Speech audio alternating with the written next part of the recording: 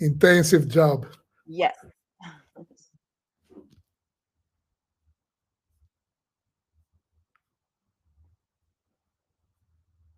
So let's just give you 1 minute more for people to come in and join the Yeah. set.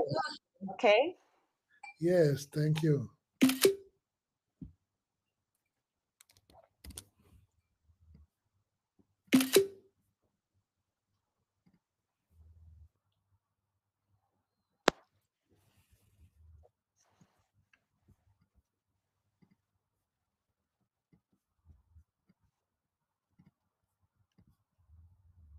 Okay.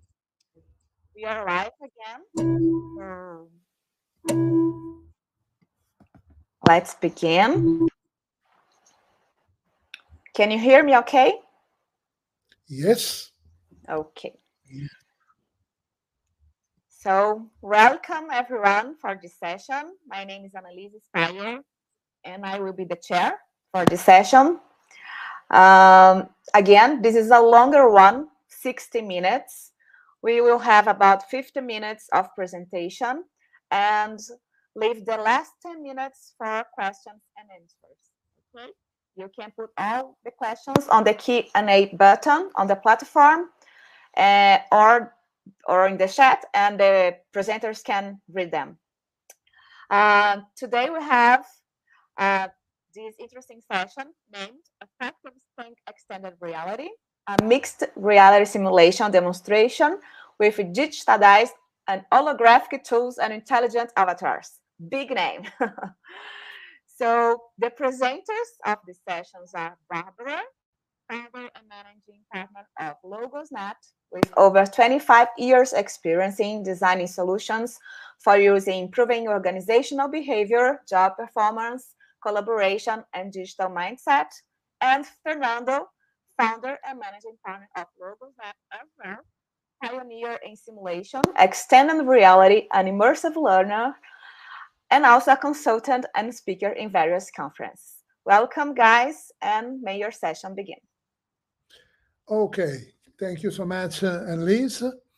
Here we are again, virtually this year. Unfortunately, we were not able to fly New York because of previous engagement in Spain for another only face-to-face in a physical setting event about simulation. We hope next year to be again all together in New York. I'm here with Barbara Bertagni. The both of us, we are from Italy, and we have used to commute a lot to the US because into the US we mainly develop extended reality solutions for different type of clients in order to answer different needs from healthcare, mainly medical simulation, to STEM education, science, technology, engineering, and math, and management, organizational behavior.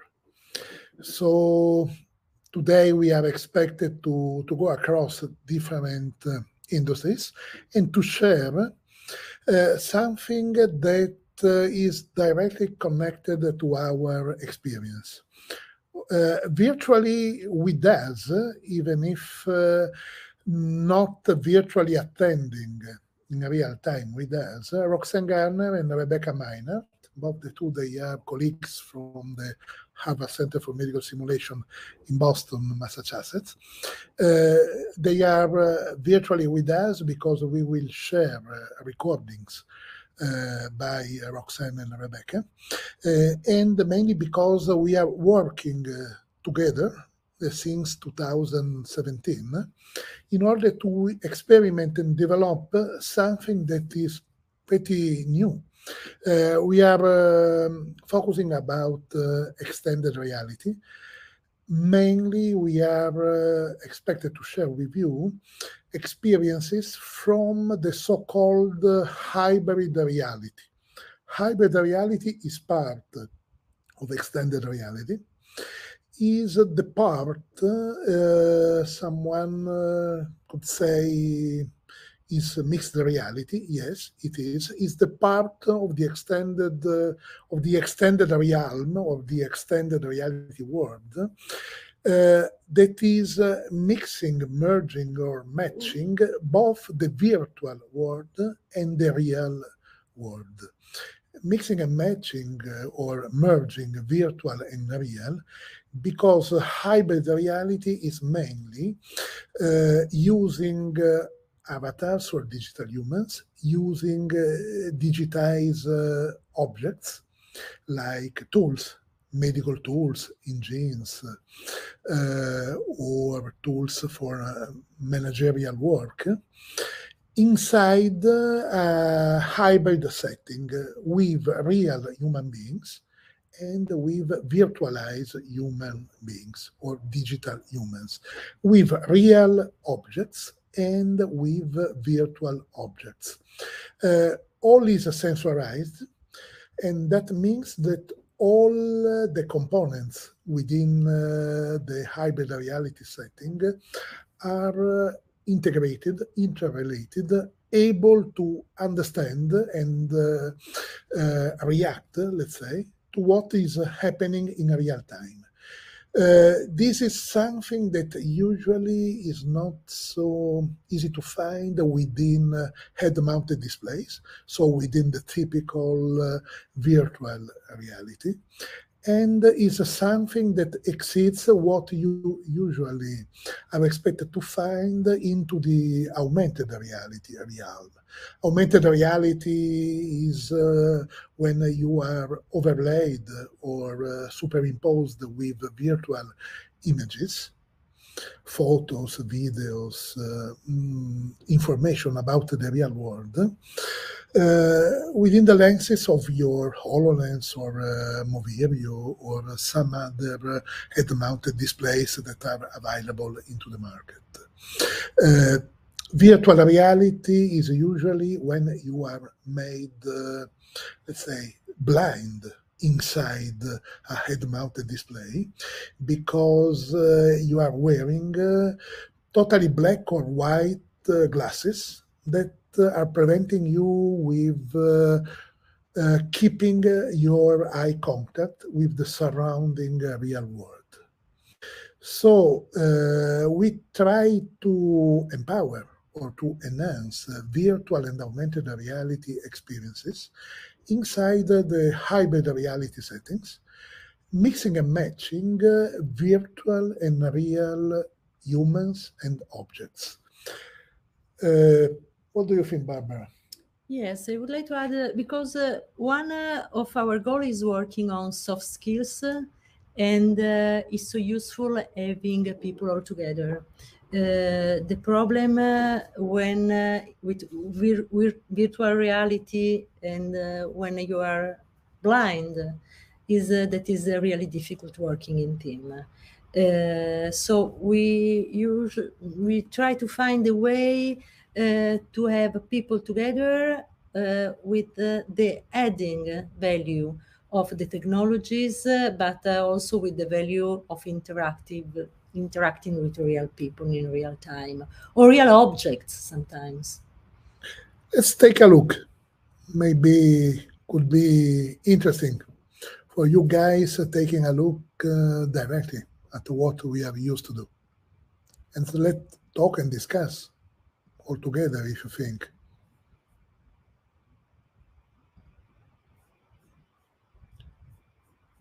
Let's start from the beginning. Our names, the four team mates that are developing, in this case, 360 degrees scenarios like this alpine environment with an injured lady laying down. This is a real scenario, something like a video game. We'll see partly this scenario in a few minutes. Those are representative scenarios we are used to immerse people within. All those are from management education, organizational behavior mainly, leadership development, teamwork, team effectiveness, virtual teamwork. Well, the keywords we can say are about being immersed, but also about visualization. So visualize in also in real dimensions things, or visualize difficult or abstract concepts. So visualization, immersion, interaction, because we are working with new media in education based basically on electricity. So we strengthen electricity and electrical outputs, making visible, making immersive, and making interactive what we do. The learning setting within this hybrid reality solution or setting that is known as EREAL, Enhanced Reality Lab, is basically something that enables people to touch, interact, comment vocally, obtain reaction both from the real and the virtual world in ways that usually are not available within a regular classroom setting. So what you are seeing on the screen are projected walls made interactive by sensors. People are immersed in scenarios, but can also touch the walls or command the walls touchless or vocally in order to open things, to make some changes in the scenarios. Other scenarios. This is a little bit hard, sometimes or tough to look at because this is a medical simulation. In this case, the patient is a false patient, or better, as in medical simulation we are used to say, is a standardized patient, an actor or a mannequin. And there are people from a control room behind a unidirectional mirror, in this case, that are assessing a team performance. Why projecting on the wall the assessment? To make all the teams aware of what's happening and what are the main points arising. Some other examples from the medical world is hybrid reality, because there are real things surrounded by virtual items or things or components that may be also realistic avatars, like the nurse performing at the very right and bottom side of our screen today. And allows people to perform or on a patient or on a machine, but at the same time there is a context around them, and they need to take care of the context that is interactive with them, like in real life. Like David Guranek, our great David, the founder of the Learning Ideas Conference, he used to say, learning happens into a context. I'm sorry I'm not smart and prepared as David, but I learned a lot from David many times.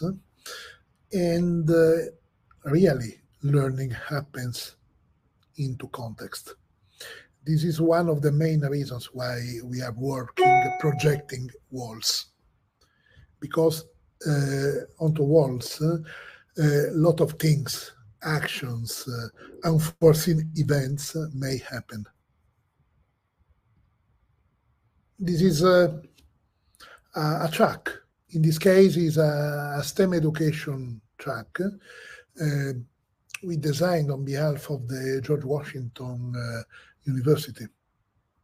The track, or better, the internal side of the track, in order to enable immersive and interactive experiences on the move.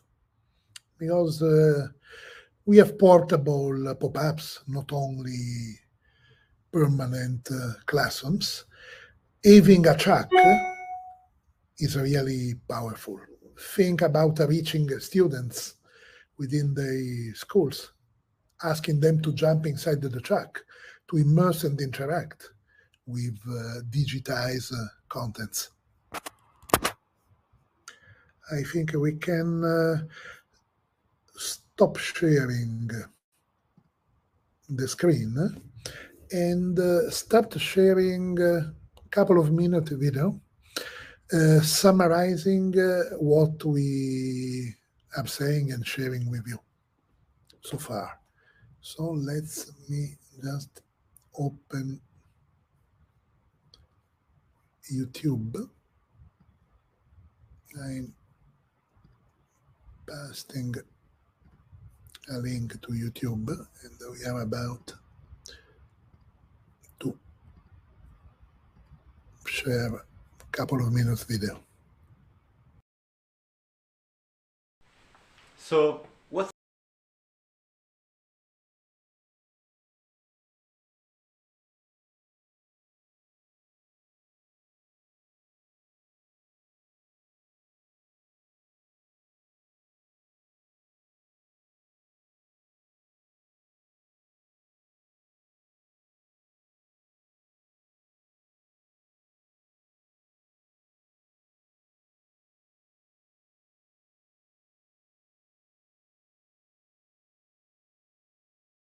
eReal is the merging of real and virtual worlds, an environment where physical and digital objects coexist and interact in real time. Advanced medical simulation reaches its best thanks to interactive 3D holographic visualization. eReal addresses both clinical and behavioral aspects of performance. Learners are asked to make critical decisions, complete physical exams, recognize a situation requiring rapid intervention, perform technical skills, communicate with a patient and the healthcare team, interpret test results, and manage unforeseen events taking into consideration critical contextual factors such as lack of time, scarcity of resources and tools, and previous impacting factors. eReal integrates a patient simulator within a multi-sensory scenario based on challenging case studies, developed visual storytelling techniques. Learners are completely immersed in a 3D scenario. They can interact by natural gestures without the constraint of wearing glasses, gloves, or headsets. Feedback is provided throughout sessions with a focus on soft skills related to KPI, such as leadership and fellowship. Teamwork facilitation, team spirit and effectiveness, knowledge circulation, effective communication, relationships and power distance, and metacognitive flexibility. Get more from simulation. Discover a new way to reach professional excellence through enhanced reality experiences. Experiment with diverse environments and scenarios. Write on the walls, move and rotate images, and interact with avatars and with people from remote locations. Come explore an unlimited world.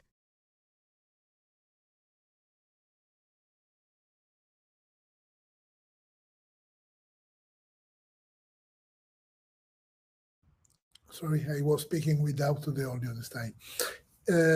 Interact with people from remote locations. This is the main challenge today. We are used to say metaverse. Metaverse is a number of things that are happening so far. It's not only Facebook going toward Meta as a group. It's not only Microsoft Mesh. It's not only all the attempts like Second Life. Metaverse is mainly within the educational domain, the need to interact within both a physical and a digital place, all together as a team. People remotely performing actions like if they were physically attending, not 100%, 80%, 70%. So thanks sensors, thanks sometimes head-mounted displays or other wearable devices. But what, as educators, we are trying to reach is more and more every day, enabling people to cooperate both remotely and within the same physical place in order to perform as part of the same team. This is mainly what we are doing with this type of hybrid reality setting. Let me share one more short video. This is about a platform that is available both as a desktop application, enabling people from different remote locations to meet each other and to cooperate online, and as an in-cloud solution, again, enabling virtual teamwork and cooperation. This is the eReal platform, which is where we'll see the scene. So it looks like you see a ceiling and a floor. It appears like a room. There are 3 walls you can see. On the 2 side walls, you can see there are some cognitive aids for managing critical events. The nameplate name is represented in different forms there. So anything, Jenny, should I add anything else? Is that okay? That sounds great, Rebecca. Perfect. Okay, so now we'll go ahead and start, and I'll hand over to Francine.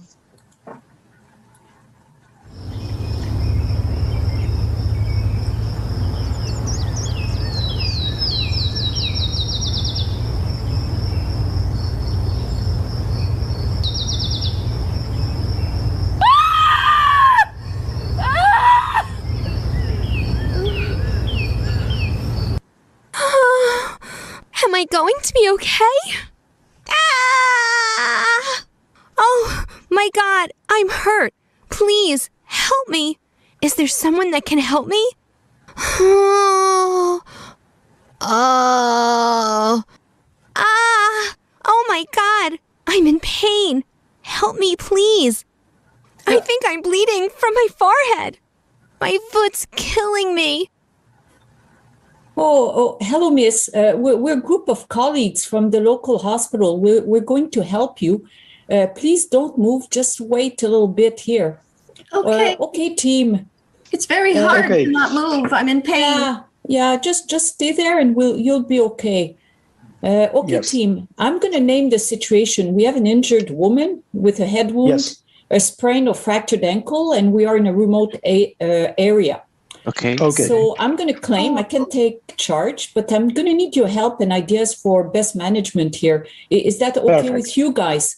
Sure, of course. Sir. We'll help you. Let's go. Okay. What do you want me to do? So Nacho, can you contact the park ranger? Okay, I'm going to chat and I'm going to text the rescue team. Okay, Clément, can you attend to the patient? Yes, I'm going to take care of her. And Christian, what's your idea on what to do next?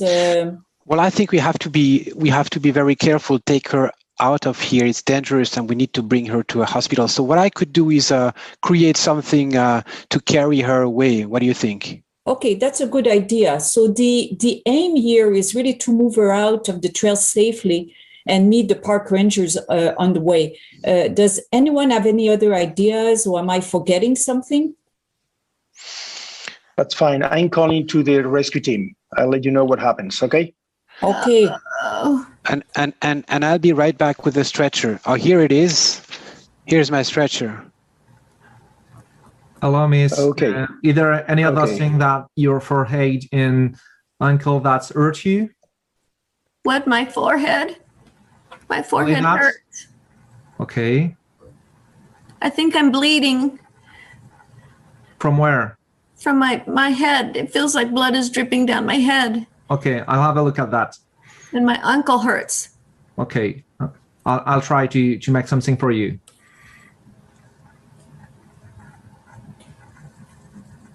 Oh, am I going to be okay? Yeah, you're going to be okay. Have you any medical or health So history? I got a message from the park ranger. They can be here in 2 hours. What do you think we should do? Okay, so I think at this point we're going to have to. I think that we're going to have to change our aim here, and maybe we're going to need to be to make a stretcher and to start, to be able to carry her down. But first, I think we have to immobilize the leg. What do you guys think? I think so. Yeah, I think it's a good plan. Well, we'll need to play around.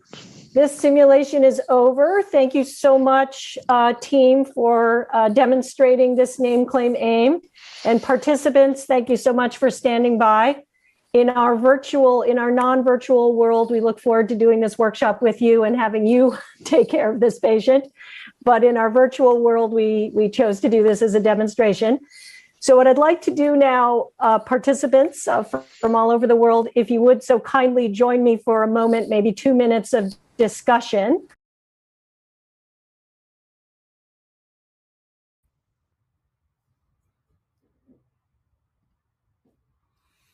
Okay.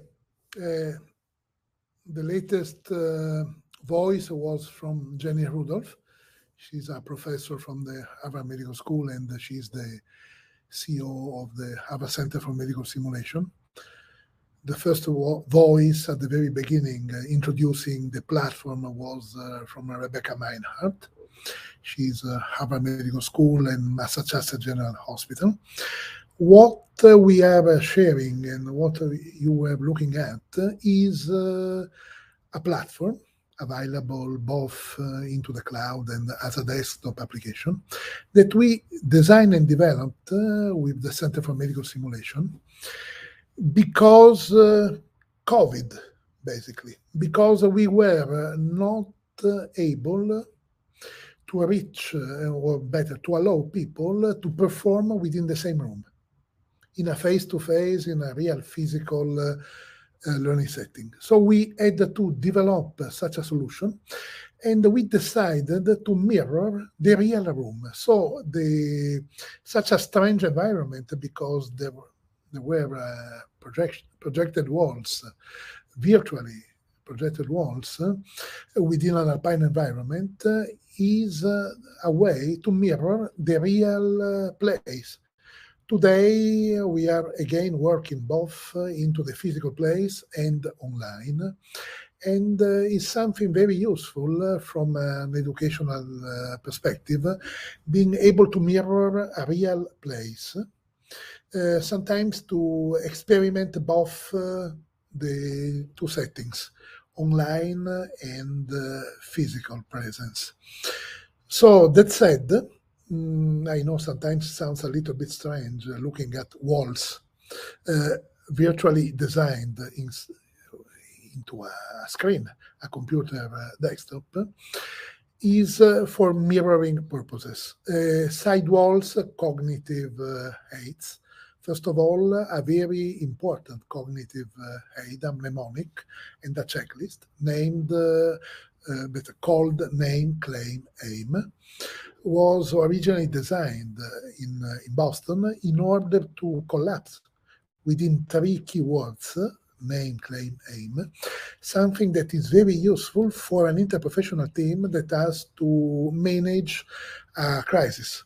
In this case, we are within the healthcare simulation, within an alpine environment, facing an injured lady. And the team is virtually learning how to be compliant with a mnemonic and a checklist that is known as name, claim, aim. There are some technicalities that we can skip today because today we are not going or deeping dive into a medical simulation setting. But what really matters to us is that in this case, you were looking at an avatar inside a virtual room. That was the intermediate development stage of this platform. We were already able to have an avatar to talk to interact with. We began a year before without an avatar. We were only able to allow people to draw, to sketch, to write something inside such a room without being able to interact with an avatar. Now we have something different, because now we have a 360-degree environment, a truly alpine environment, with an avatar we are able to talk with. Just to share some more examples about what looks like talking to an avatar. Let me share.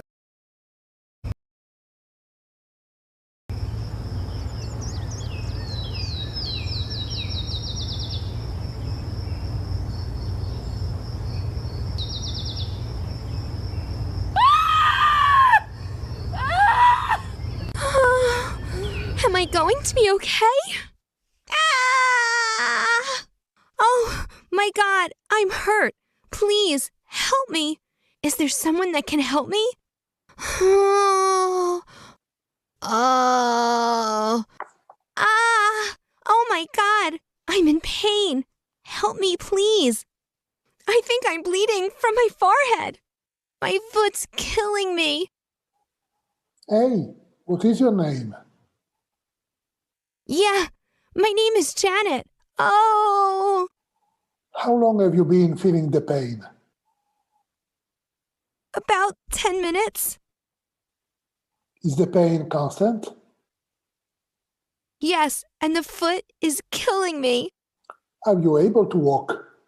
No. Oh, today we are at season, and we are experiencing some troubles with evacuating you. How we can do? I'm in severe pain. I'm very worried because I do not know how to get out of here. There's nowhere to land a helicopter and no signal on my cell phone. Ah! Let me ask you something for our colleagues at Sesam here today. What is your job? I am a digital human performing as a standardized patient. During the scene, I just played the role of an injured lady, but not now. What is an avatar? People usually say that I'm an avatar or a digital human, perhaps a twin. I do not have a better answer. What I know is that I'm helping with digital simulation.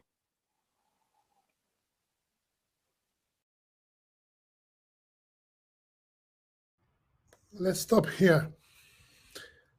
You saw before an avatar managed by a real human being. Was Roxanne Garner the voice behind the avatar during the scene we saw before? Now, same avatar talking by herself as an actress, and all the performance is automated, because in this last case, the avatar is performing basically as artificial intelligence, enabling some real interaction with what I'm supposed to be a real human being. So it's something that is our near future. Having an artificial intelligence interacting with us are two different ways to reach the same result.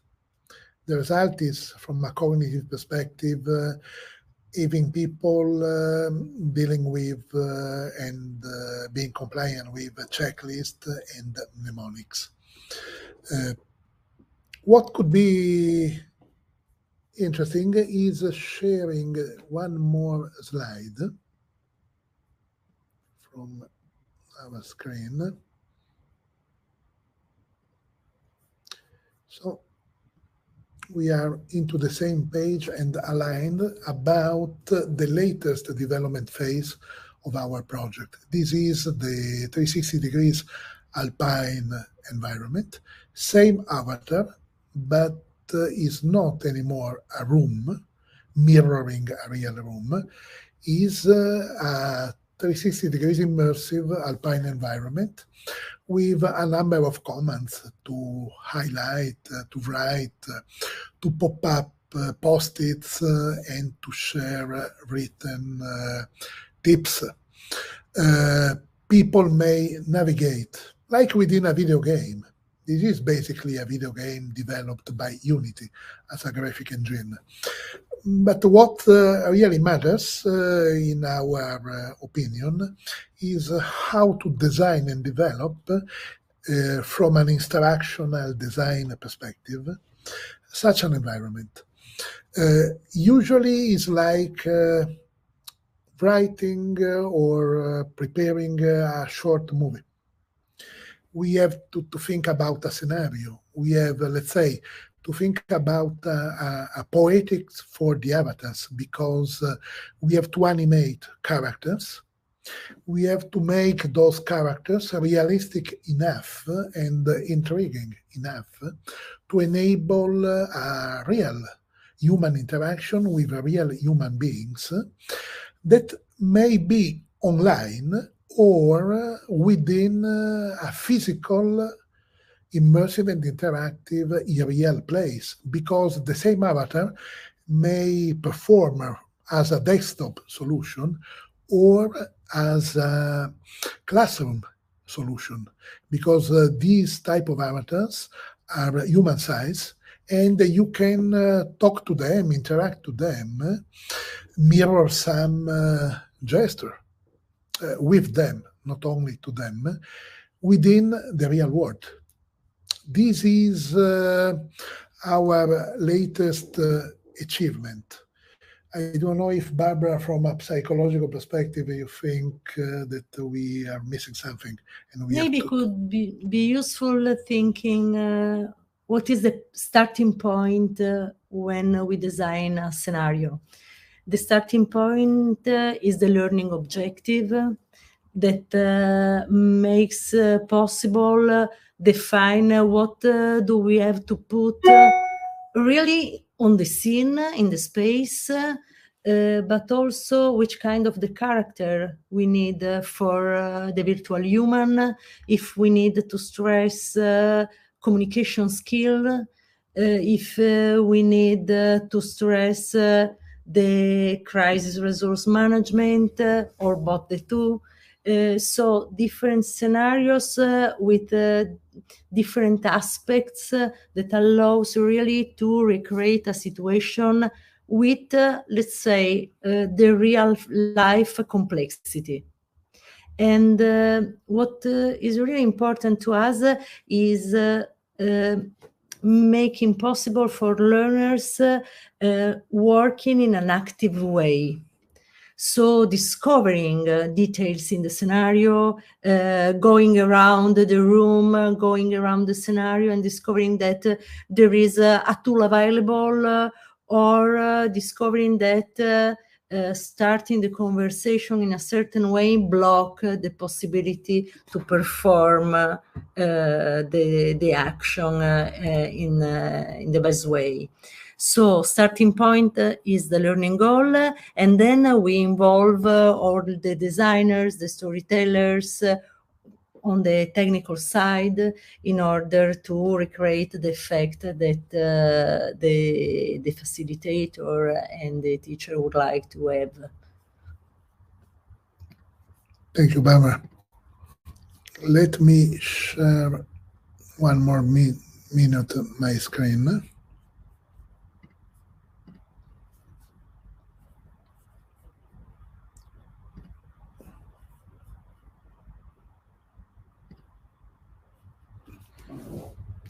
Not to read all the slide, but to share the starting point and where we are today.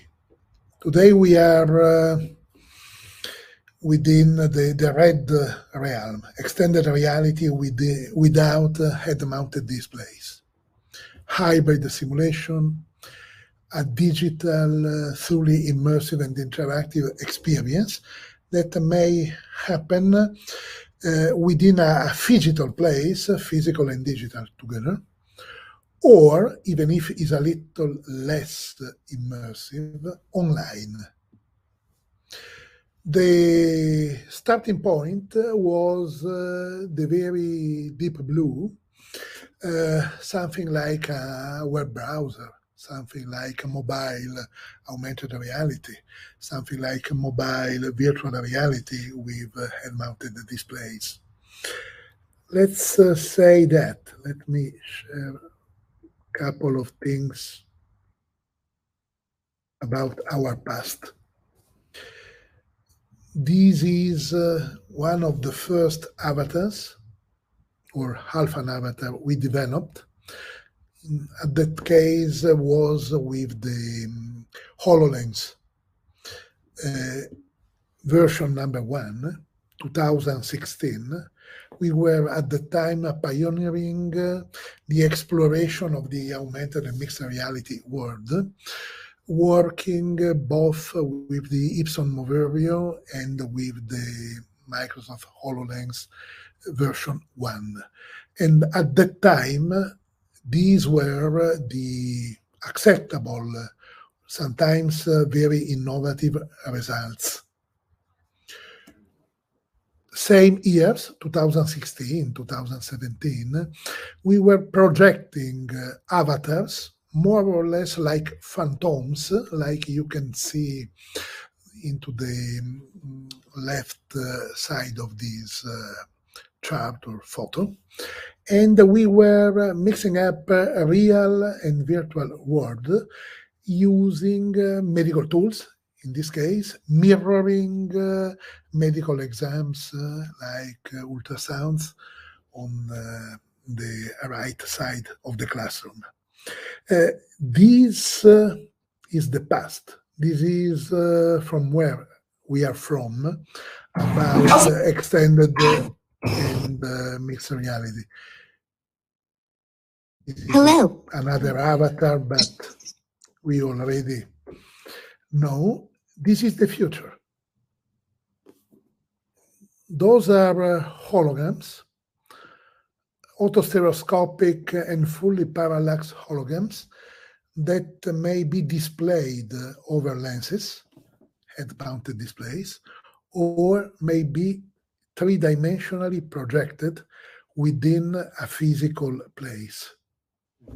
So we are sharing in a few minutes the past and the future, because within the next metaverse options that we are expected to deal with in the next few months and years, we will meet with holograms that sometimes will mirror ourselves, other times will mirror other people, real or by fantasy designed people. What, from an educational perspective, we are expected to do is cooperating, really, remotely and physically, cooperating within a same multiverse, within a same hybrid environment, both online and physically. We are really pioneering holograms within a few corporations, within a few healthcare centers, medical simulation centers, and within a few museums since 2017 or 16 maybe, because we started with the traditionally minded and designed holograms.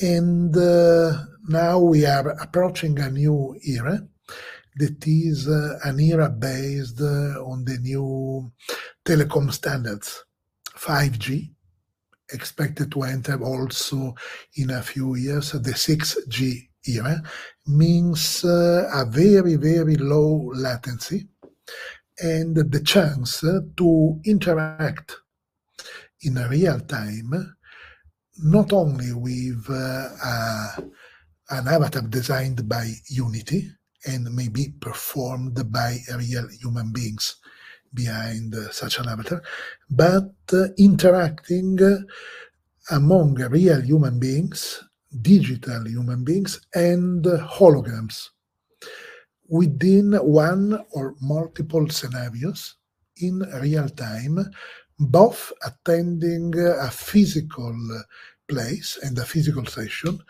and an online session, like the one that we are with Barbara attending today. Think our realistic avatars all meeting into a metaverse, interacting, performing, doing something together with or following a cooperative approach within a cooperative setting where people from a learning perspective are expected really to cooperate, to share knowledge, to talk each other in real time, to share drawings, to share images, to share cuts from videos, to talk about experiences, to be delivered with feedbacks about experiences, because it's education, because we are all educators, we are all expected to work in order to empower ourselves and our fellow colleagues within very diverse classrooms. A classroom may be a cab, a classroom may be a truck, like the one from the George Washington University we saw before. A classroom may be a portable pop-up. A classroom may be an online platform into the cloud or provided as a desktop solution. An immersive and interactive learning place may be our augmented or mixed reality glasses, third, fourth generation of the existing devices or the new ones expected into the market in a couple of years from now. For example, the new casket by Apple. Or really, the new and the newly developed, still under development solutions like Microsoft Mesh. We are, from a technological perspective, neutral. We are techie neutrals, and we are not sponsoring any of those corporations. But think about merging wearable devices. Think about looking at what is happening by our own eyes or by glasses, augmented, virtual, mixed reality glasses. This is what we are expected to do and perform in the years to come, starting from now, basically. So endless possibilities.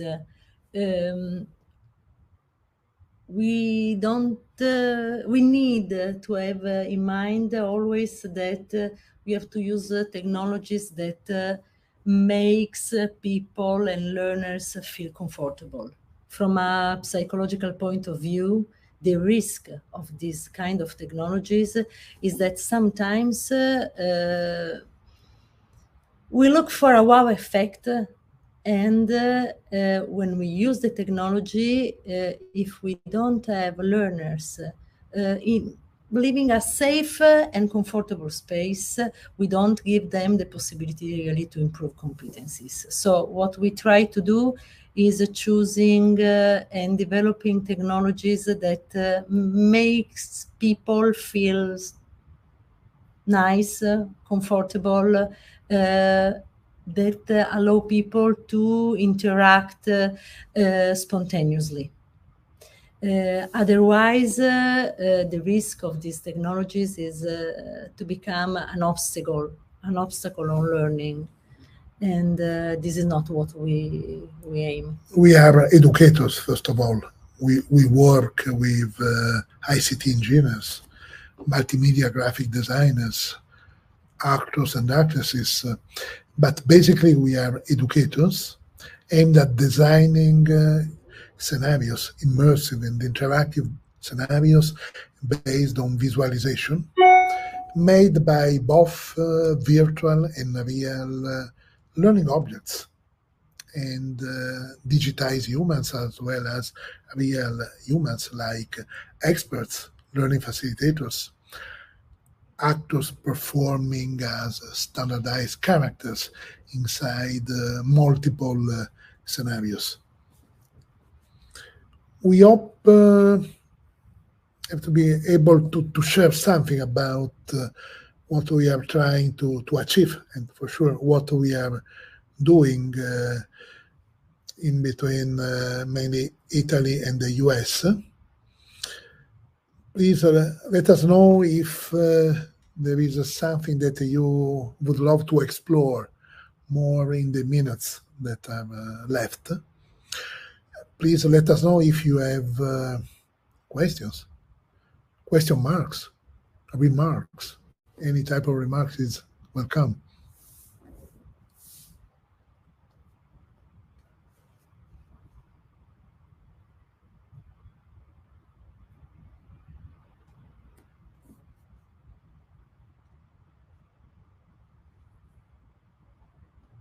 No questions? I have a question. How long did it take to develop this last version that you have just shown with the 3 walls? 3 years, approximately 3 years. It took 3 years. Together with the new avatar in the center as well? The scenario, a few weeks. The solution with the avatars enhanced by artificial intelligence, a little bit less than 3 years. Designing those type of scenarios may take 1 day, 2 days, 1 week, 2 weeks, 2, 3 months. It depends on the complexity. Think about a movie. If you have to design a fully interactive and immersive experience, maybe 30, 40 minutes experience, interacting with several virtual characters as well as with real human beings, maybe it takes 2, 3 months. If you are only in need to interact with one or a couple of avatars in an easy scenario like the alpine environment we were sharing before, a few days, a few working days, 2, 3, 4. It depends on the dialogues. It depends if we start from something existing, means doubling existing dialogues, or if we have to figure out all the dialogues. Like if you were really in need to start from the scratch in order to design and develop a short video or a short movie. So it depends. So the questions you made on the video where you were asking to the avatar and short answer about artificial intelligence, I mean, you have prepared those questions and you designed all the answers, or I can ask anything for her and she will answer me back? Both the solutions. If you are interacting with an avatar managed by a real human being, you can ask really all, and you will be provided not only with spoken answers, but with different emotions, looking at the face and sometimes at the body of the avatars.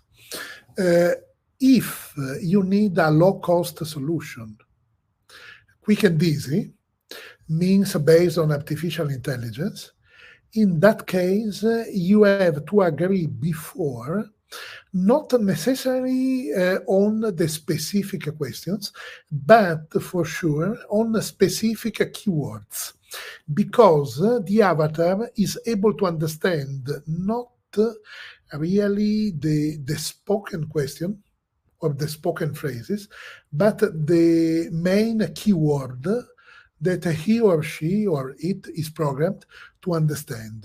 So what we usually are in need to do is differentiating the keywords phrase by phrase and thinking about several different options or optional answers the avatar has to provide facing specific keywords.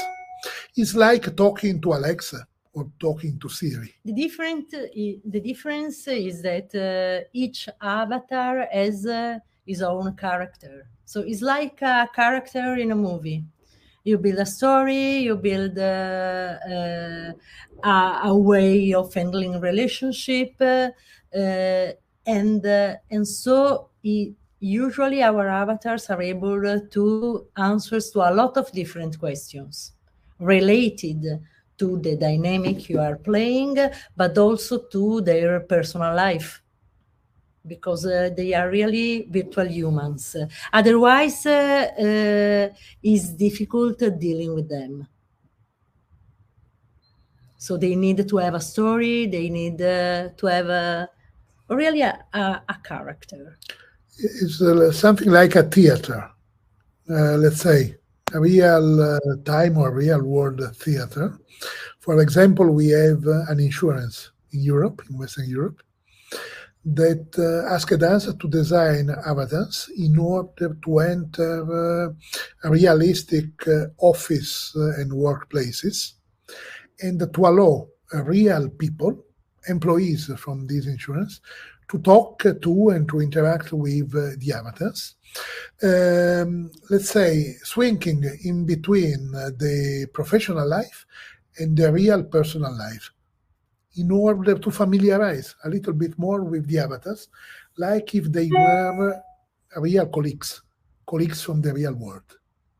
Is a way to perform some induction for people newly hired within a corporation, a company in general, and to have people performing practical activities, learning by doing, with a strong component based on dialogues, interaction, dialogical interaction, let's say.